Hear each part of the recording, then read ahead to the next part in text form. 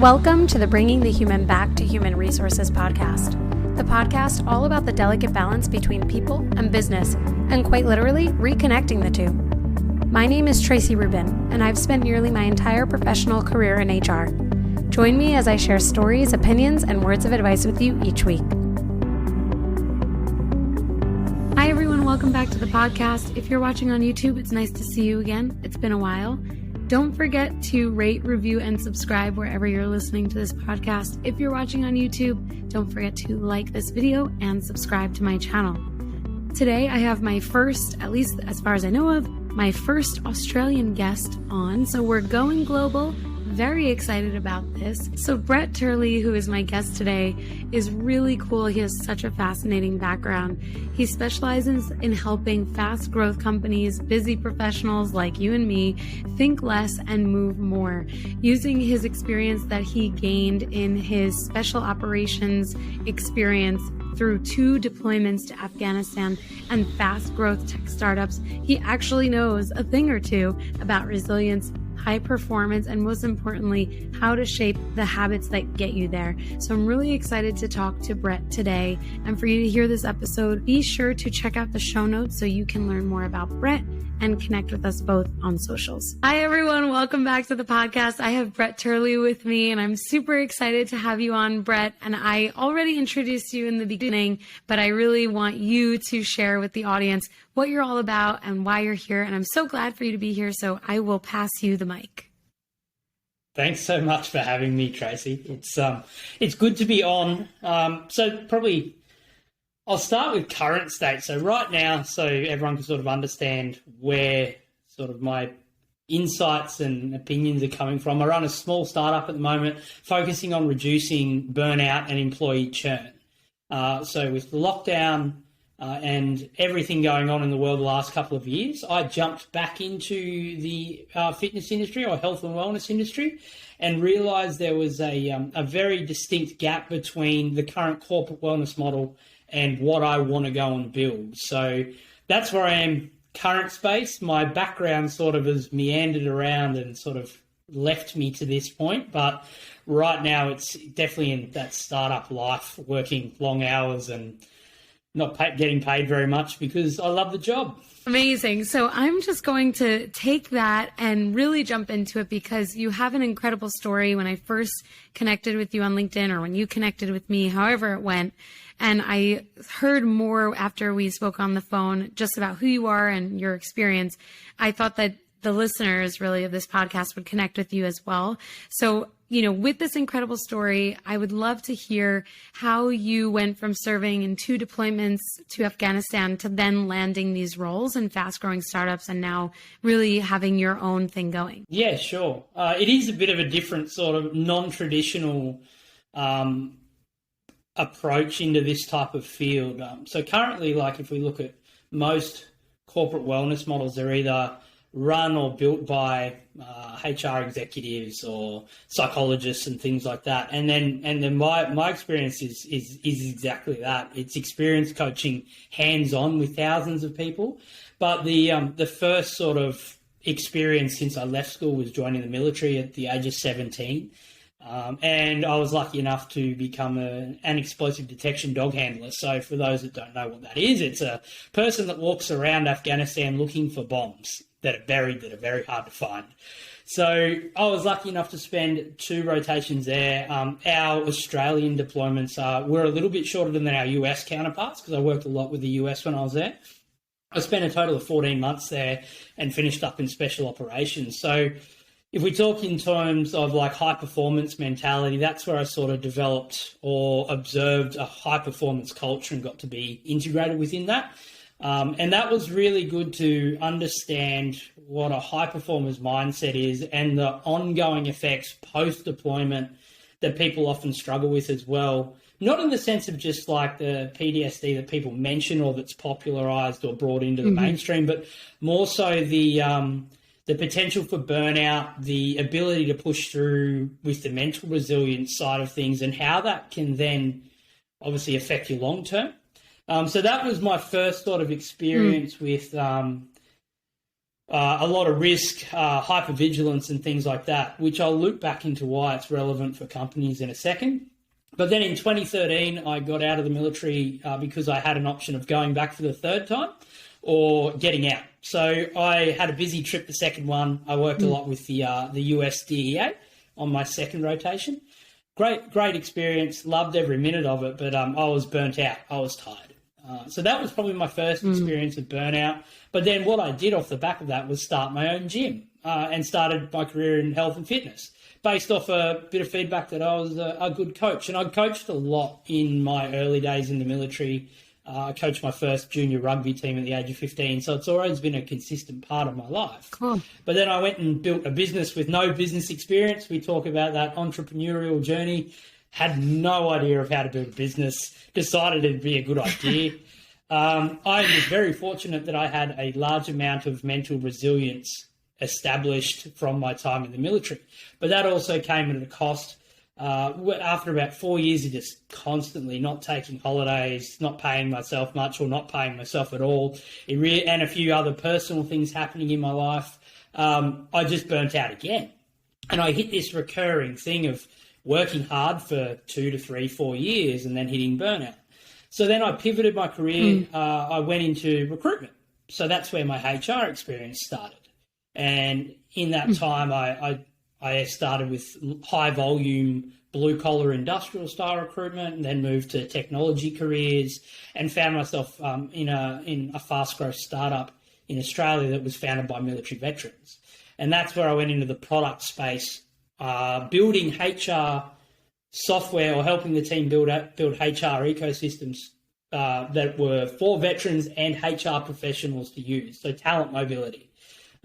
So that's sort of where it all went. And then through the phase of COVID, I kept getting asked this same question by all my co-workers. How do you stay fit through lockdown? Because I got fitter in lockdown. I ended up getting back out to running ultra marathons and things like that. A 6-hour run on the weekend. Yeah, a 6-hour run on the weekend was normal for me at the peak of lockdown because it was just a great way to get out and clear my head. I didn't run with music. I just ran in the middle of nowhere by myself. It was quite therapeutic. That is so hard. Yeah. People think like running for 6 hours is bad enough, but there's worse people out there than me, but apparently it's not normal. But anyway, so I kept getting asked this recurring question is how do I stay fit during lockdown? And what I did was I really drilled down into the psychological side of it, not in like a research perspective. I'm not someone that says I did my research and all I did was a Google search, but I started to look at my experience and then looked for evidence points about the psychological process of like isolation, lockdown, burnout, and things like that. So I built this program based on a bit of habit shaping psychology. Some psychologist friends that have looked at it said it's borderline cognitive behavioral therapy, so it just improves people's self-awareness. That's all that means. And then just some really easy workouts you could do at home that required no equipment. So there was 0 barriers to entry. There was numerous touch points where it could keep people motivated and moving. And then I obviously was coaching inside of it. But what we found was this incredible little thing that helped, A, get people fit and healthy, but then B, help improve all of those lifestyle and burnout related risk factors like stress and management and managing those sorts of things as well. So then it's kind of been a recurring passion or inspiration point in my career. I decided to make the jump out of the startup. So by that stage, they were very busy, being the fastest growth startup in Asia Pacific at the time.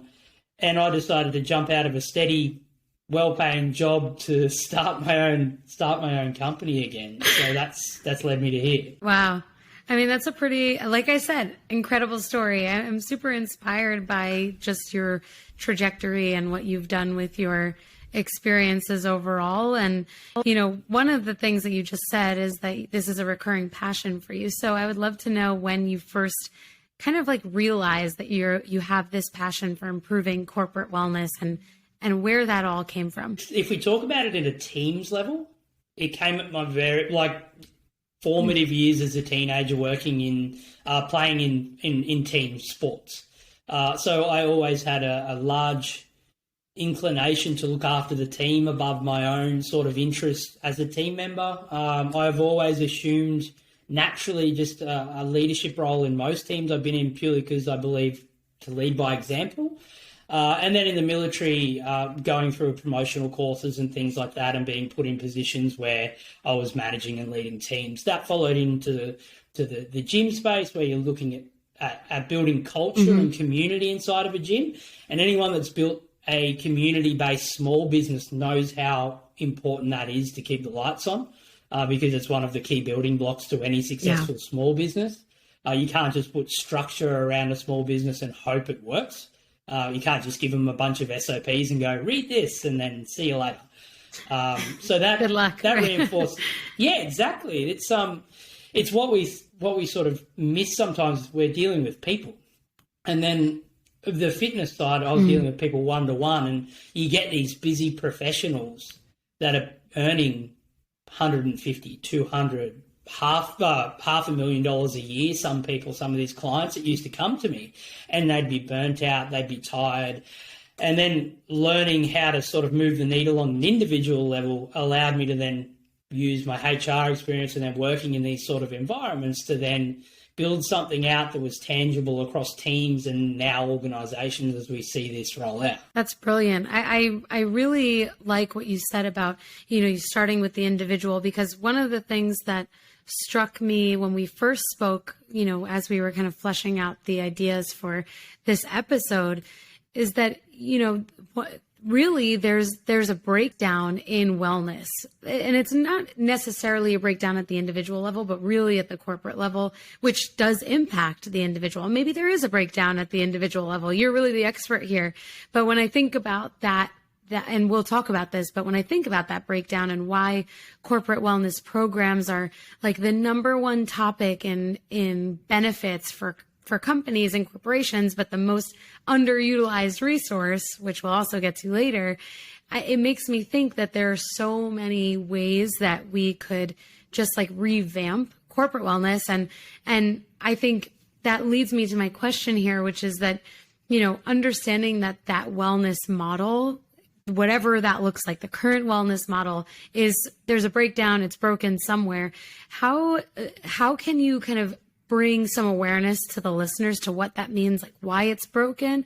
And if you have any data or statistics to share, it would be great for the listeners to really understand the level at which you're really seeing this breakdown. It's a multifaceted problem. I think the moment you entrust a HR manager, so I'm on the HR manager's side in this perspective, the moment you entrust a HR manager to solve these problems is the moment it fails. Having a central point of failure and someone that's probably already overtasked and overworked and has many balls to juggle is a really quick way to fail at the whole program, right? I know with the emergence of people and culture positions and those sorts of things coming into companies now, it's giving a person that sole responsibility. But even then, they're still across many arms of the HR realm. It's not just as simple as, hey, build us a wellness program and it's going to work. So statistically, though, 50% of I'd say the Western world or the developed world has access to a wellness program, right? So people go, that's pretty good. People would assume that this would be a good thing. But inside that, if we drill down into the statistics, there's roughly a less than 10% adoption rate for these wellness programs that have been installed. So basically what that means, if we're looking at it in terms of black and white, the wellness programs that the HR managers are installing or the companies are bringing on have a 10% adoption rate, which is pretty abysmal. And if we look at that in the impact of cost versus reward, there's a lot of studies showing there's only about the ROI is about $1.50 for every dollar spent for just lifestyle related wellness programs, so yoga, activity-based things. And then for complex health conditions like diabetes, blood pressure, it's about $3 or $3.50. I'll have to dig up the study that shows that. But so what that tells me, if we pull apart all of that, 10% adoption rate, small ROI means they're either not being established or implemented correctly, or they're the wrong products altogether. And with what the focus of with the focus of my company, and what I'm seeing is if you make it interest based, so based on the employee's interest and having multiple streams of engagement. So if someone who is fit, healthy, looking after themselves has a completely different needs analysis to someone that is sedentary looking to get back to activity. The moment you put those people together, there's problems. They can't compete against each other. There's no there's no commonality to make them feel normalised. They just feel like they look at Joe over in sales that's killing it, fit as a fiddle, and then someone in the back office that literally is paid to sit on their bum all day. They're looking at that going, I can't do that, and it discourages people from the program. So making interest-based wellness programs that are based on data from your organisation is where it needs to go. Otherwise, you're simply just throwing things at a wall and hoping something sticks. Wow, that's really interesting. While you were sharing that, I was thinking about my own involvement in the wellness model at my company. And I don't necessarily lead the selection process, but I definitely I try to take advantage of anything that is coming my way, like whether it's free or anything. It's like, if I can get, a Peloton for a discount, like I'm going to do it, that those types of programs, or even, one of the things that I think about that I really should be taking advantage of that I never do are the rewards in dollars. When you show that you've worked out a certain number of days out of the month, your insurance will actually give you back like $200 or $300.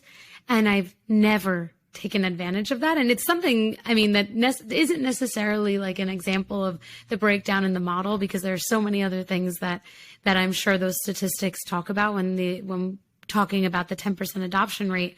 But as someone who is in HR, who is fully involved in what those programs could look like, it's kind of pitiful that I'm not taking advantage of all of those programs. It drills down to an individual's level or value set, right? So if someone's driven by money or money's tight, they're going to engage in those types of reward programs to redeem credits. For someone who has fitness established as part of their life, they're going to engage in fitness-related activities.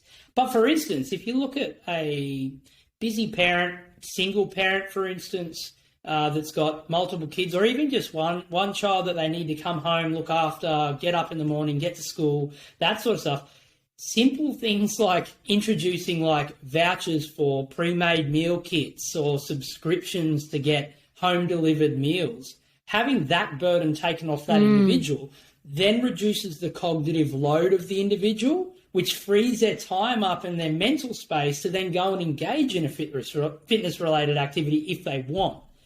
But instead, we're going to do 4 weeks of yoga.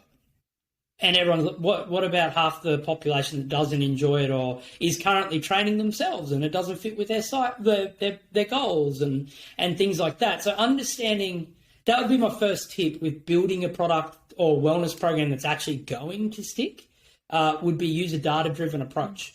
Find the needs or the things your employees are commonly requesting.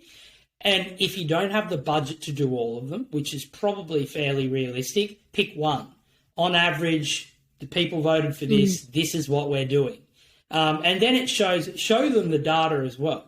Actually be transparent with it. Show them this is what people voted for. So they're not just simply thinking you're steering an agenda. Give them something that they vote for that they want. Test, reiterate, improve on the model. Once you embed that one element, maybe look at a second piece. There's a million ways to do it, but using a data-driven approach based on a user-led feedback system gives people stuff they want to use. And they do it really well in the generic fitness industry right now. Look at how popular fitness is in regards to how many niches there are. You can go learn how to do Pilates one day and then be a CrossFit guru the next. Like, we do interest-based really well in general fitness population marketing, but in corporate wellness, we haven't seen that transition in there. And then the corporate wellness companies either give too generic advice where you see these poor adoption rates, or it's a risk mitigator. They don't want to give training just in case someone gets hurt, which is, I know it's a very complex field, but there are numerous ways around it, like screening, assessments. I know the healthcare system's vastly different here in Australia, but you've got all sorts of levers you can pull to engage healthcare for people to help get them on the right track. I mean, it's really fascinating when you break it down. And this really, I think, is the perfect segue into the next question, because we've kind of touched a little bit on the mental health piece, but the biggest thing that you mentioned before is like looking at how isolation and COVID have really impacted human beings, like people, employees, everyone. At the end of the day, we're talking about individuals, and it definitely goes without saying that COVID has had an incredible impact on just overall well-being and mental health especially. And I know my listeners are so tired of hearing me talk about COVID, because I constantly talk about the impact from the employee perspective, the employer perspective. But really, I would love to hear from you on specifically what some trends are that you're seeing that are improving employees' wellness as a result of the awareness that we have that COVID has had this, great impact on us. And then, kind of on top of that, how can the listeners who might be struggling with wellness or mental health make a positive change today or tomorrow? Yeah, so let's remove the lockdown piece and just go from some statistical data as well, which is going to help sort of make, even though we're talking about lockdown, how it's amplifying things.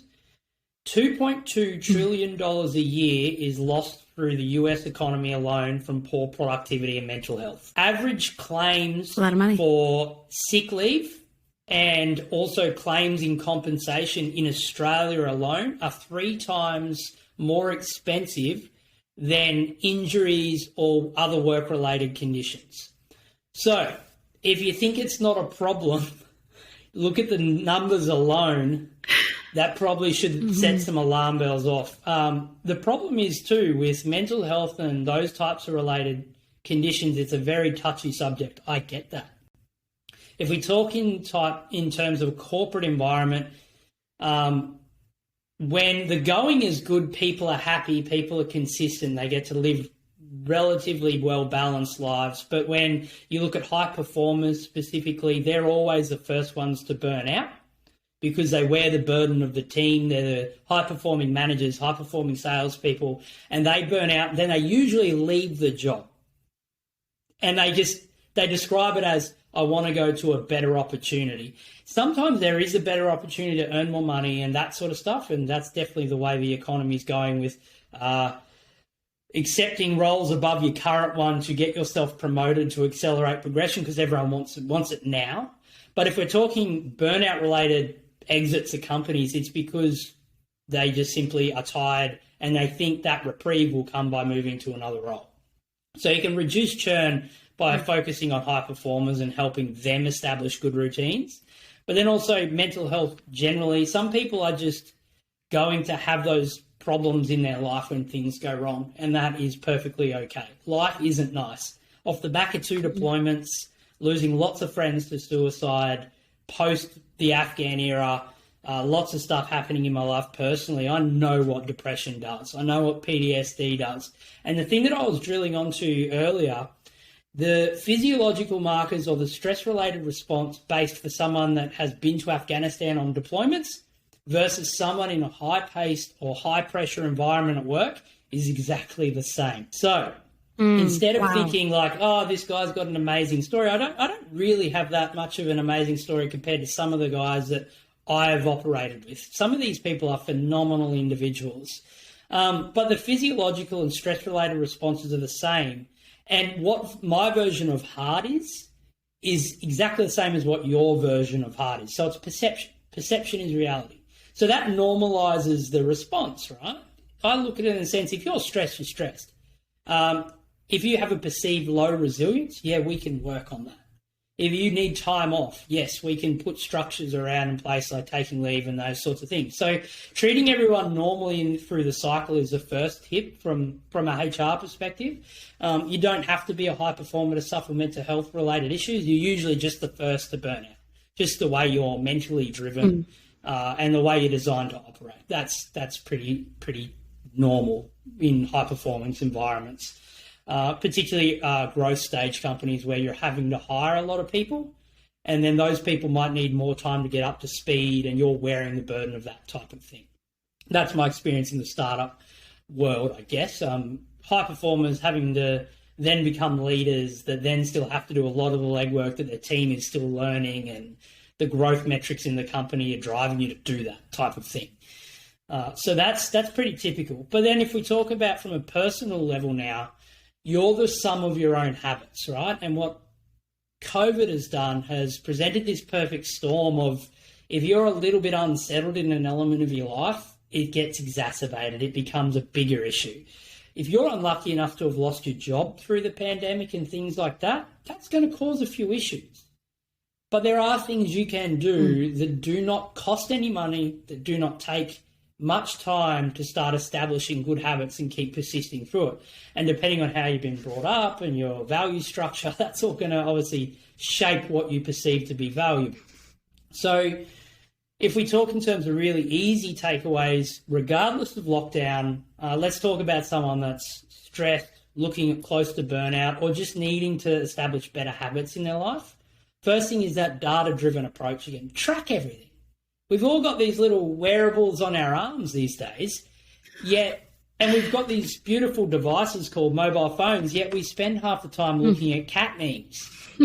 Like, we've got so much data at our hands, right? And what I've built as a prototype and what I'm using currently is a way to track your data, and then we can look at the metrics. So we track things like sleep, stress, stimulants, that can be food, alcohol, caffeine, and then steps. 4 S's really quickly to sort of gauge where you're at. We can just track those 4 things, and within a week or two, we can track ebbs and flows where you feel stressed, you overeat, or where you feel low in energy because you've been working hard and the stress through your week's been rated higher. So looking at trends across just some simple 4 metrics like sleep, stress, stimulants, and steps is something you can do for free. Everyone has a smartphone these days. Everyone on this podcast would have a smartphone. Unless you're rolling like the joke is over in Australia, the Nokia 3310 with Snake on it. That's showing my age. Hopefully there's some HR professionals that'll laugh at that because it makes me feel really old now. Unless you don't have a smartphone, you've got this thing in your hand that can track everything.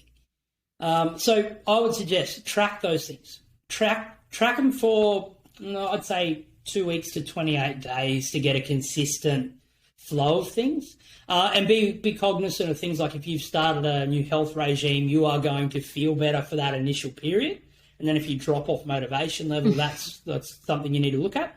But track it, and then pick just the one thing that is the biggest problem in your life, or biggest thing you can change without having to pull apart your whole life. Usually it's sleep or stimulants.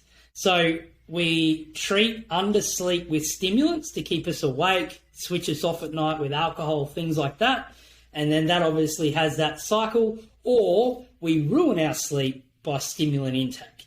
And then we treat stress with stimulants, which ruins our sleep. The vicious cycle continues. So that's stressing me out just thinking about it. And the fitness stuff, don't worry about it. Doesn't matter. If you want to go for a walk and get 10,000 steps in, you're going to be in a better position than if you're sitting doing 1,000 steps a day at a desk. So track it.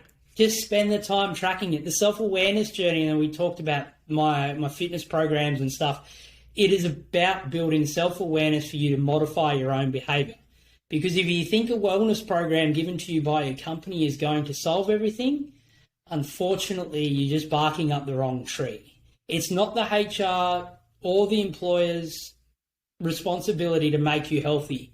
It is their responsibility to create a work environment that promotes well-being, particularly as we're expected, because I literally rolled out from bed to my desk this morning as those lines blur from home and work. Establishing healthy boundaries, what's acceptable, that sort of thing, that is the company's responsibility.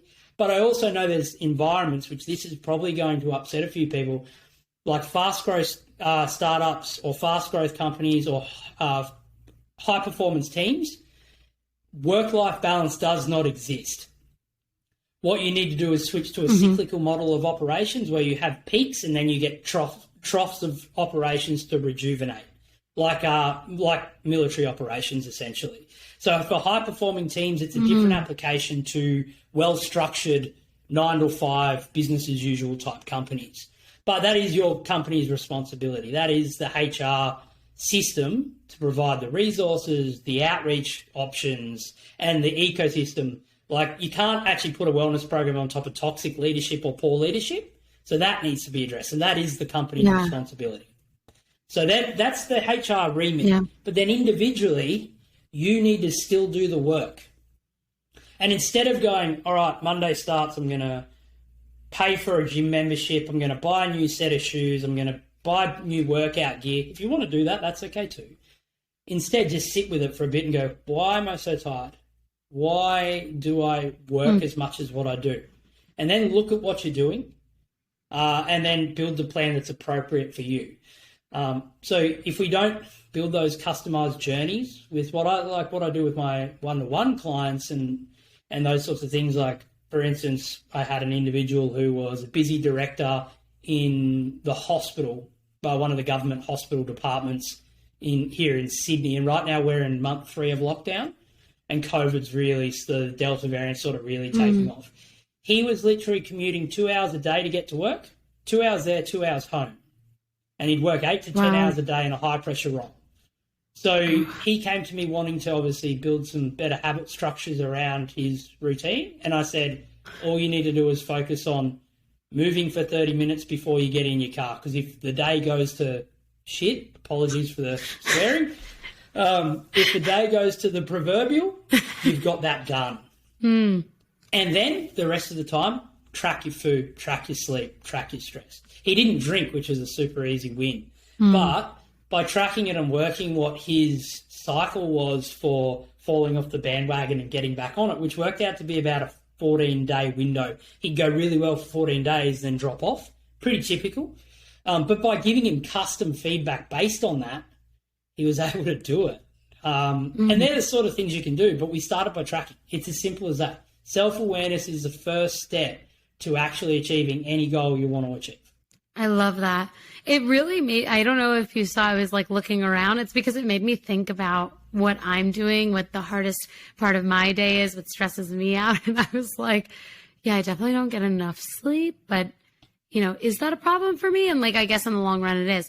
But actually what I'm taking away from this is that I have my own self-awareness journey that I can even lead myself on, after this episode, for sure. I will definitely have time after we record to really reflect on this.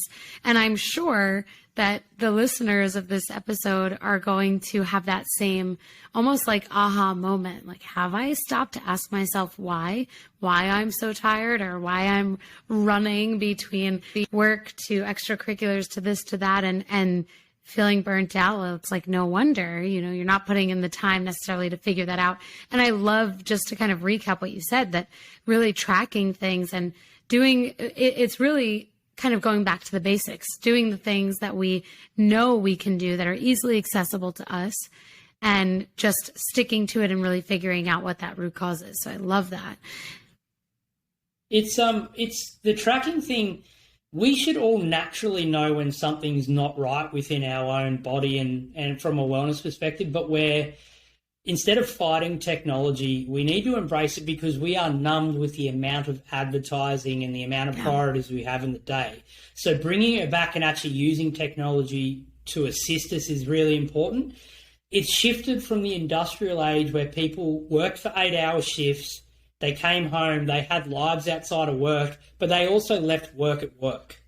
So applying those models and saying we need work-life balance, it doesn't exist in most places. Particularly also, instead of complaining, if you want to climb the corporate ladder and go hard at your career, you're burning the candle from both ends. That's the only way to get ahead these days. So instead of fighting it and going, oh, no, I just want to do my 8 hours, and you wonder why you don't get ahead, if you're driven in career and you want to build a career, you're going to have to sacrifice things. Yeah. The work-life balance as we traditionally have been brought up and we know it from our parents and whatnot does not exist anymore.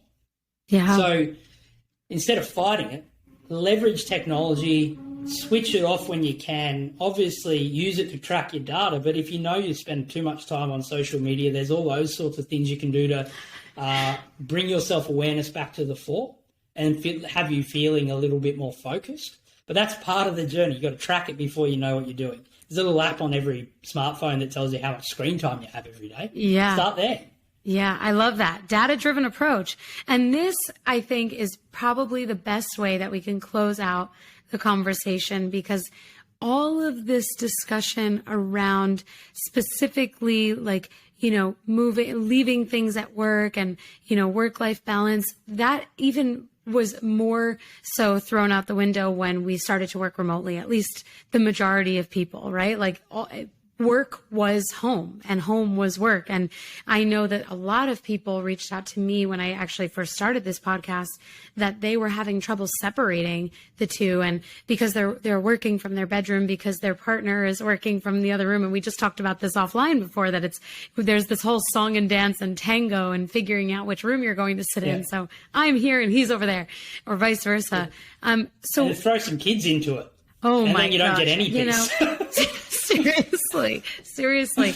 I really, it is quite the job to have kids in this moment where you're working and sleeping and eating in the same place as you're raising your children, where they're going to school. I mean, never before have these four walls seen so much activity, I think, but four walls proverbial, of course. I don't have children yet, but regardless, I would love to know, if we were to make a prediction. I often ask guests on my podcast what they predict, because I love to almost see this podcast as a time capsule in a way. Like if we were to go 5 years into the future and listen to this episode, did we get it right? Did we predict it?